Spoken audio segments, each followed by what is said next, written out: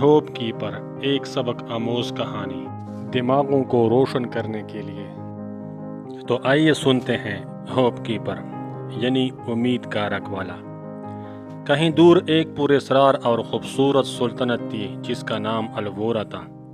یہ سلطنت اپنے قدرتی حسن و سبز وادیوں اور نیلے دریاؤں کی وجہ سے جانی جاتی تھی، لیکن اس کا سب سے بڑا راز تھا کہ یہاں کے لوگ اپنے دلوں میں امید کی روشن مشعلیں جلائے رکھتے تھے۔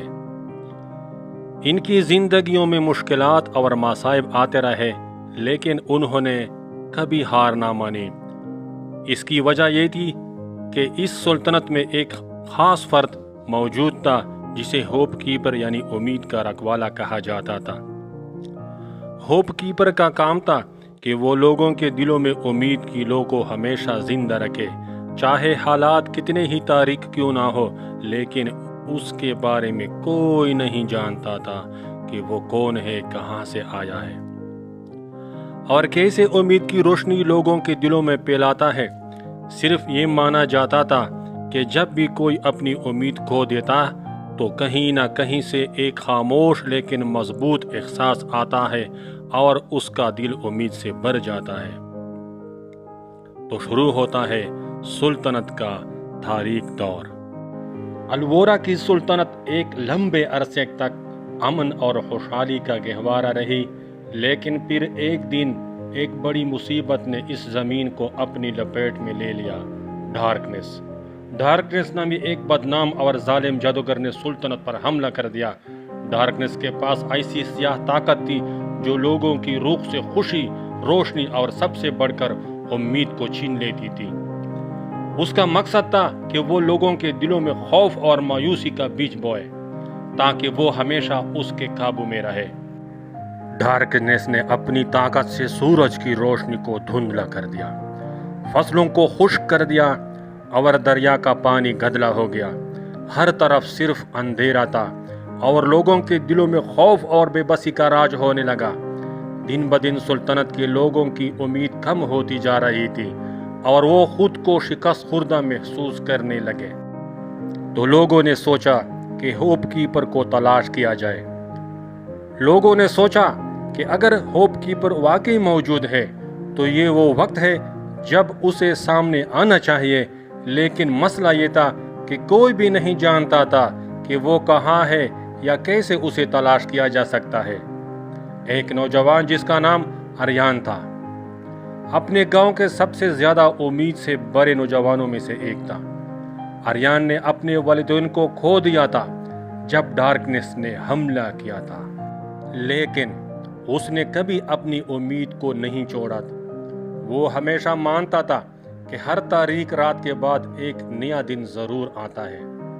اریان نے فیصلہ کیا کہ وہ ہوپ کیپر کو تلاش کرے گا، چاہے اس کے لیے اسے دنیا کے آخری کونے تک جانا پڑے۔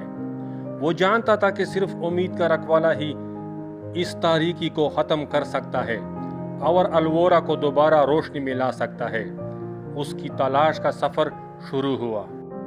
سفر کی شروعات اریان کا پہلا قدم ایک قدیم مزار تک پہنچنے کا تھا جو اس کے گاؤں کے بزرگوں کے مطابق ہوپ کیپر کی رہائش گاہ ہو سکتی تھی۔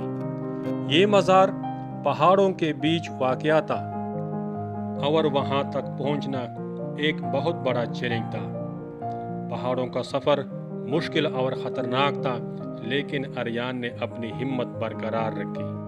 راستے میں اسے کئی مشکلات کا سامنا کرنا پڑا، سخت موسم، پتھریلی چٹانیں اور خوفناک جنگلی جانور، لیکن ہر بار جب وہ مشکل میں پڑتا تو اس کے دل میں ایک آواز گونجتی، امید کبھی نہیں مر سکتی۔ یہ وہی آواز تھی جو اس نے بچپن میں اپنے والد سے سنی تھی اور یہی اس کی قوت تھی۔ قدیم مزار اور روحانی پیغام۔ آخرکار اریان مزار تک پہنچ گیا۔ یہ ایک بہت پرانا اور پر اسرار مقام تھا جس کی دیواروں پر عجیب و غریب نشانیاں بنی ہوئی تھی۔ مزار کے اندر اسے ایک پرانی کتاب ملی جس میں ہوپ کیپر کے بارے میں قدیم داستانیں لکھی تھی۔ کتاب میں لکھا تھا کہ ہوپ کیپر خود بھی ایک عام انسان تھا جو لوگوں کے دلوں میں امید کا چراغ روشن کرتا تھا۔ اس کی طاقت صرف اس کی اندرونی روشنی اور دوسروں کی بھلائی کے لیے اس کی بے لوث خدمت میں تھی۔